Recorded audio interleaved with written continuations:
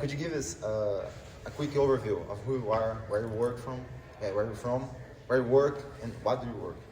Okay, a big review about myself. Yeah. Okay, so I'm from Spain, originally from Spain, from Madrid. I moved in 2010 to New York. And then, well, I did my PhD in Spain in hypertension and organ damage, but then I wanted to switch to malaria, and I started sending CVs all around the world, and someone at New York contacted me back and say, yeah, I have an opening, so I moved there, and I started working at NYU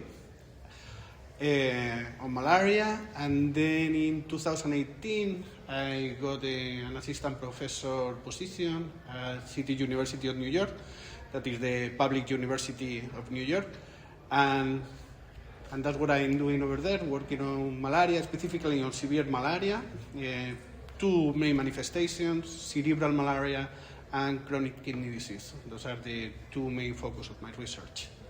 Initially, what drove you into biophysics? Was it malaria or other What drove me to biophysics? to work in malaria? Yeah.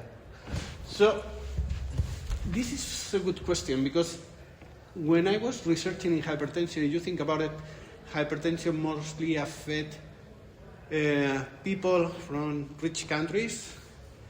It's a silent killer, but mostly affect all people or people at a certain age. On the other side, so we are putting a lot of effort to research on diseases that affect older people, while there is a disease out there that is malaria, that is killing, as I said the other day, 1 kid per minute.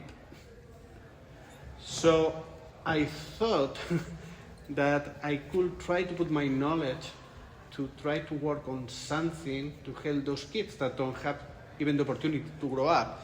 At the end, if you think about it, hypertension, heart hypertrophy, all these kind of diseases is affecting people that they already live a good amount of time, and we are extending the life of those people. Why we don't put our effort as well on trying to give the opportunity to kids to live a longer life. And how do you view the future of biophysics and your work on malaria?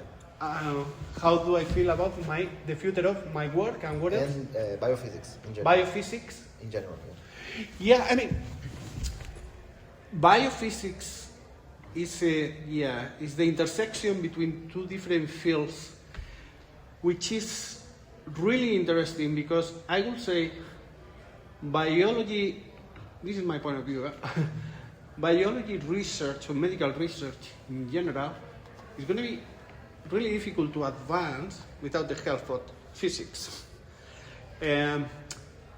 You can think about it like two different worlds, but if they don't intersect, this world doesn't going to benefit from the knowledge you can gain from here. In other words, we don't going to advance the technology. Most of the technology we are getting comes from physics, mathematics, all these kind of fields.